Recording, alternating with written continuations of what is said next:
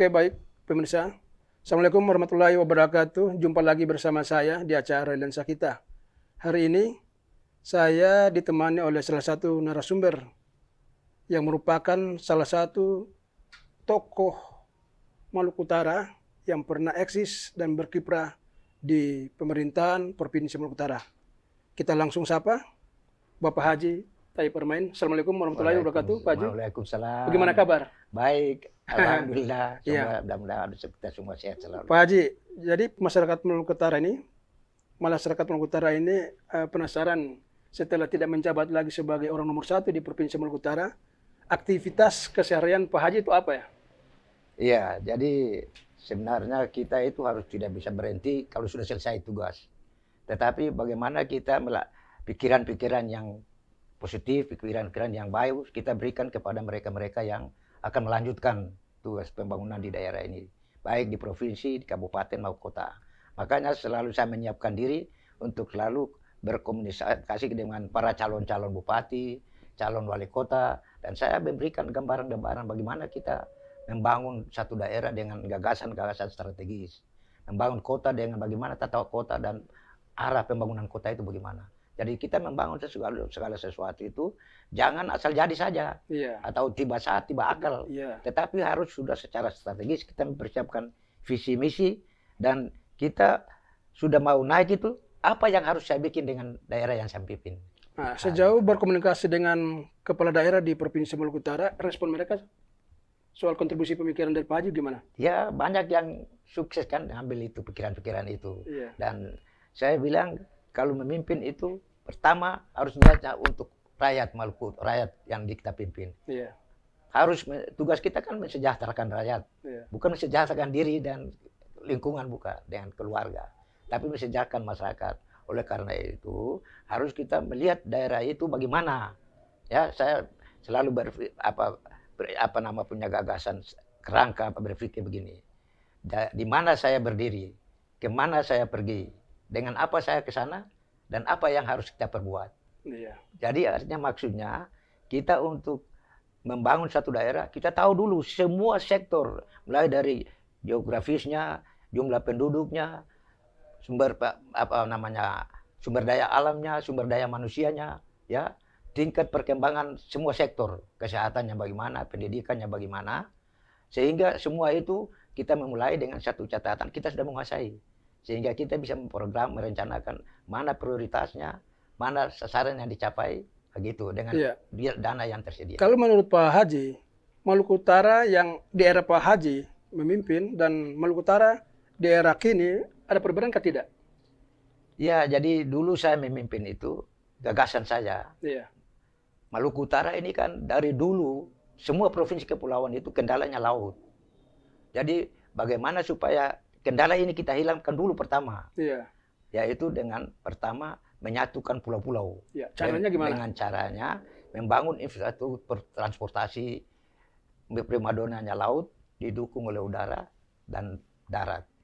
Kalau tiga ini sudah terbangun, tidak ada lagi isolasi. Di pulau-pulau besar kita bangun dermaga, laut, pelabuhan penyeberangan, sedangkan di pulau-pulau kecil kita bangun pelabuhan rakyat. Sehingga tidak ada lagi terisolir, sehingga akses ekonominya bisa tumbuh di mana-mana. Tapi kan berbicara tentang masalah ekonomi, seperti yang disampaikan oleh Presiden Jokowi di era itu, bahwa Maluku Utara ini memiliki kontribusi tentang pertumbuhan ekonomi yang cukup tinggi. Kalau menurut Pak Haji, apakah relevan dengan realita masyarakat saat ini di Maluku Utara? Itu kan karena dilihat dari sektor pertambangan yang sedang hebat-hebatnya sekarang, yaitu emas dan nikel, batu bara. Jadi karena kita ini penghasil yang terbanyak, karena tahu kita di Maluku, di Halmahera itu kita mempunyai deposit nikel itu 4,5 miliar metrik ton.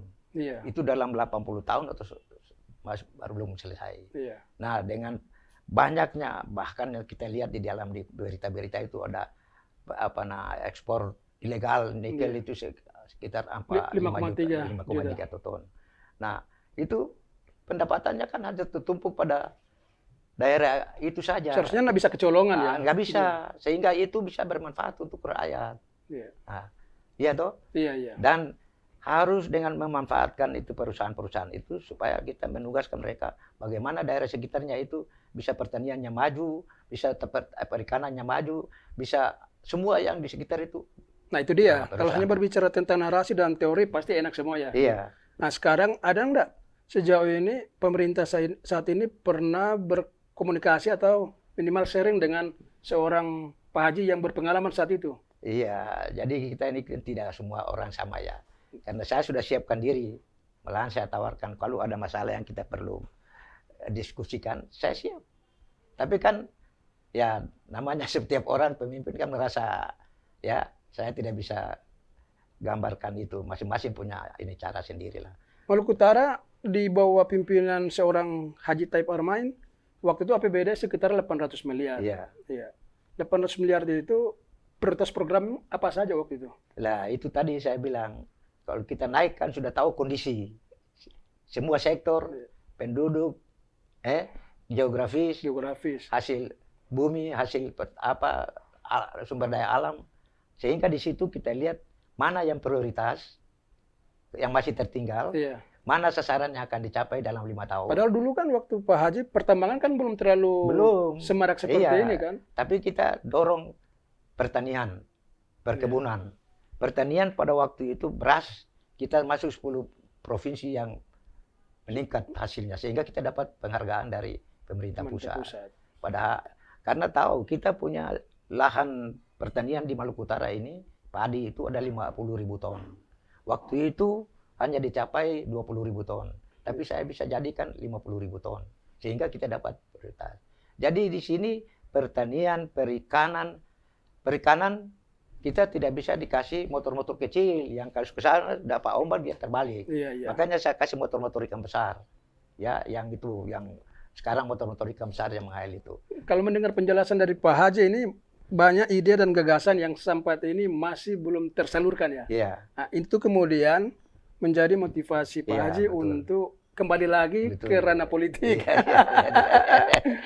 Tapi ini menjadi pertanyaan nih Pak Haji. Seharusnya kan setelah pernah menjadi wali kota ya, seorang wali kota administrasi, bertugas gubernur 2 periode ya kan. Nah, seharusnya kan di usia begini Pak Haji kan sudah menikmati kejayaan anak-anak yang sudah sukses. Tapi kok turun lagi ke dunia politik, itu motivasinya enggak, apa? ini masanya kita tidak cuma jeda sebentar, tapi karena semangat, jiwa untuk berbuat untuk kebaikan untuk daerah itu selalu. Jadi pengabdian tidak pernah kendor. Pengabdian itu tidak akan berakhir. Setelah itu kita sudah habis nafas. Ya? Dan kita harus merasakan bahwa kita ini harus selalu berguna untuk orang lain. Iya. Kalau kita sudah tak berguna untuk orang lain, ya sudah sama dengan robot. Iya.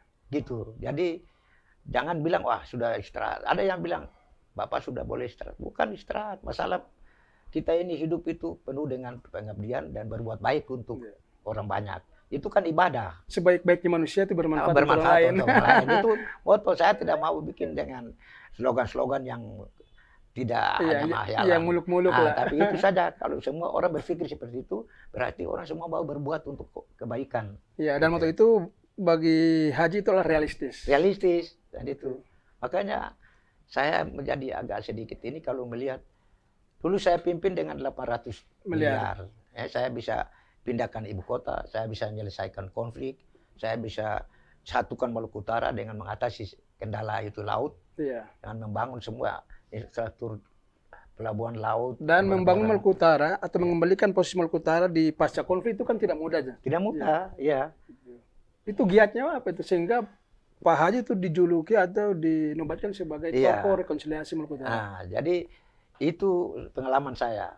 Kita menyelesaikan konflik ini bukan hanya dengan pertemuan-pertemuan pimpinan, tapi kita harus turun menyapa semua masyarakat yang di desa itu, di kecamatan. Kita berada di tengah-tengah mereka, kita mengajak. Dan itu kemudian program itu sukses ya? Dan sukses. Setelah satu kecamatan desa sukses, kecamatan yang lain minta. Jadi itu dia merata. Tapi kalau kita cuma dengan slogan-slogan, wah kita begini, tidak akan selesai. Kemudian setelah pengembalian pengungsi, itu saya untuk yang beragama Islam, tokoh-tokoh Kristen datang jemput. Yang Kristen balik, tokoh-tokoh Islam datang jemput. Sehingga rasa kecurigaan itu dia hilang. Nah, kemudian membangun pelabuhan, jembatan yang berada di antara dua komunitas ini. Sehingga tiap hari mereka bertemu. Jadi kalau orang bertemu terus tiap hari, mana bisa ada rasa dendam. Iya. Nah, kemudian membangun dulu infrastruktur sosial keagamaan. Gereja, masjid. Karena kita di Maluku Utara ini fanatik baik Islam maupun Kristen. Iya. Dan kalau orang beribadah di bawah pohon, di bawah tenda kan pasti rasa permusuhan itu tetap ada.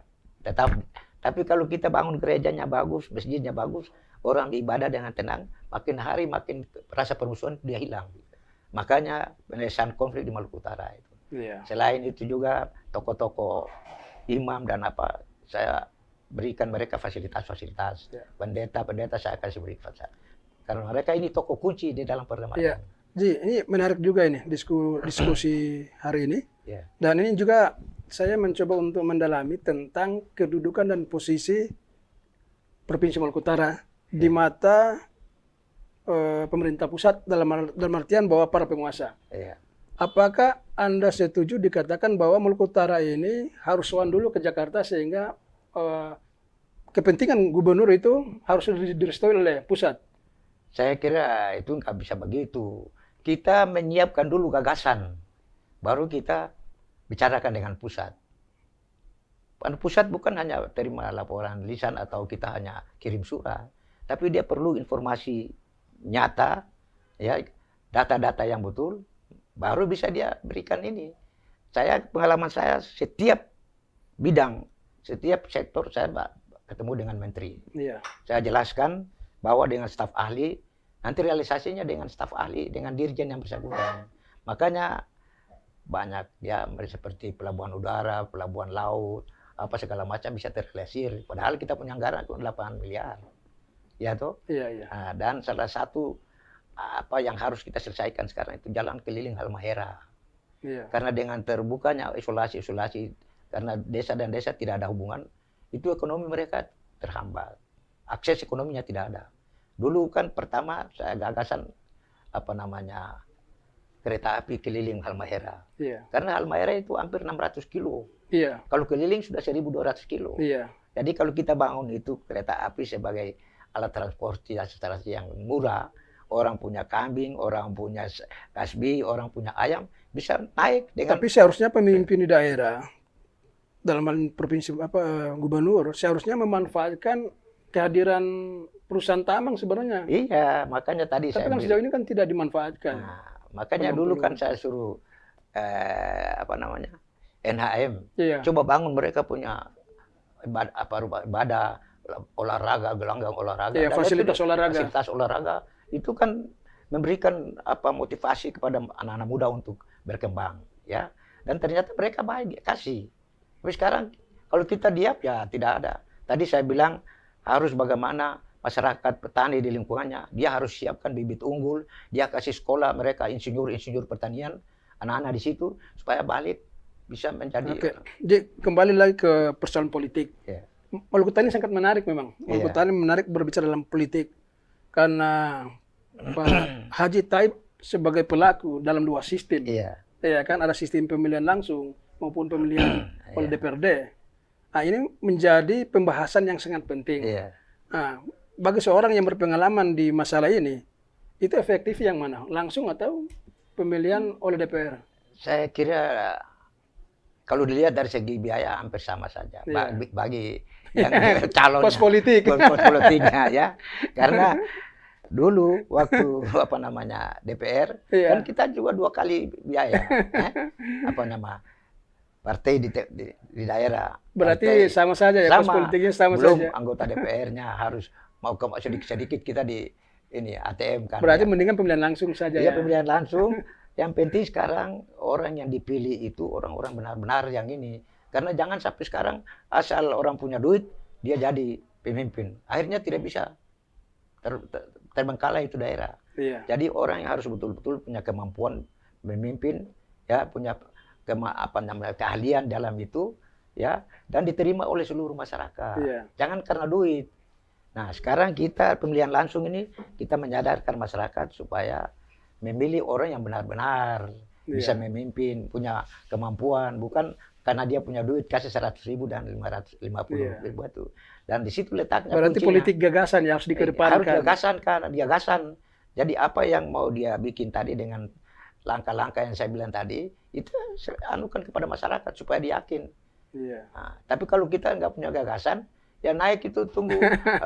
Ini bingung, ada bikin apa ini. Iya. Begitu datang. Akhirnya menjadi formalitas di Senayan. Formalitas, ya, dan uang banyak tidak ada guna. Oke. Tidak habis dipakai, dikembalikan. Oke, Ji, berbicara tentang pemilihan legislatif di 2004, nama Pak Haji itu tercatat dalam bursa DCS daftar calon sementara di salah satu partai. Nah, ini tentunya hal menarik bagi masyarakat Maluku Utara dalam memilih figur-figur yang cukup mumpuni. Iya. Nah, sekarang jika Anda terpilih dalam DPR, apa yang Anda bawa, pemikiran atau gagasan apa untuk kepentingan Provinsi Maluku Utara di pusat? Iya, jadi saya ini sebenarnya tadi saya bilang gagasan saya banyak belum terselesaikan kan waktu terbatas. Ya, semua sektor-sektor pertanian, perikanan itu kita kaya. Kenapa ini tidak diperjuangkan supaya ini mendapat perlakuan khusus di dalam pembangunan di Maluku Utara ini? Ya toh, kita cuma biasa-biasa saja. Kenapa pemikiran ini kemudian, kan kita ada 7 tuh, 7 anggota DPD dan DPRI. Anda melihat bahwa apakah sudah maksimal mereka bekerja atau menjadi perwakilan rakyat di pusat untuk Maluku Utara? Ya, itu kan rakyat masyarakat yang menilai. Kan? Karena yang penting dia mewakili Maluku Utara, bukan mewakili partai. Ya, kalau DPD mewakili daerah. Ya, dua ini kan punya tanggung jawab terhadap apa yang diperjuangkan Maluku Utara dengan segala keterbatasannya. Oleh karena itu setiap calon DPR yang duduk di sana harus menguasai dulu keadaan Maluku Utara. Sehingga nanti dia nyambung dengan pemerintah daerah. Pemerintah daerah juga harus setiap dia punya gagasan sampaikan kepada para anggota DPR sehingga kita satu dalam penyampaian ke pemerintah pusat. Baik itu lewat menteri maupun langsung ke presiden di dalam penyusunan anggaran nasional. Jadi kalau dia ke sana kan hanya karena punya duit, terus dia duduk di sana, tidak pernah turun lihat ini di sini, tidak perhatikan dengan apa yang diperlukan oleh Pemda, ya sampai 5 tahun kita nggak lihat apa-apa, nggak ada manfaatnya. Ini mungkin terakhir pesan Pak Haji kepada masyarakat Maluku Utara dan para penyelenggara. Kenapa saya bilang penyelenggara? Karena Maluku Utara ini kan diidentifikasi sebagai daerah yang memiliki tingkat kerawanan dalam pemilihan apapun, legislatif maupun kepala daerah. Mungkin ada pesan bagi mereka? Ya, jadi saya pikir semua, baik itu kelompok, baik itu partai, kita harus punya satu tujuan bersama. Ya, dan tujuan bersama itu akan melahirkan siapa yang kita jadi pemimpin kita. Ya kan? Dan kita jangan terlalu fanatik dengan partai sehingga orang yang kita majukan itu tidak sebenarnya itu pesan bagi masyarakat, tapi untuk khusus ke penyelenggara? Ya penyelenggara juga begitu. Cobalah netral di dalam pemilihan umum karena sudah berpihak itu berarti sudah menyalahi aturan demokrasi dan ASN sendiri maupun petugas-petugas negara. Karena kita harus suruh netral. Kalau kita netral berarti mungkin di sana tidak begitu baik, kita sudah berpihak kepada yang salah. Ya kan? Jadi kalau kita netral, ya itu nanti rakyat yang menentukan. Oke, baik pemirsa. Sayang sekali waktu kita terbatas. Insya Allah kita akan berjumpa pada tema yang lain, hanya di lensa kita di News TV yang lain. Pak Haji, tetap semangat. Baik, dan sukses selalu. Semua harus semangat. Yang muda-muda apalagi. Ya.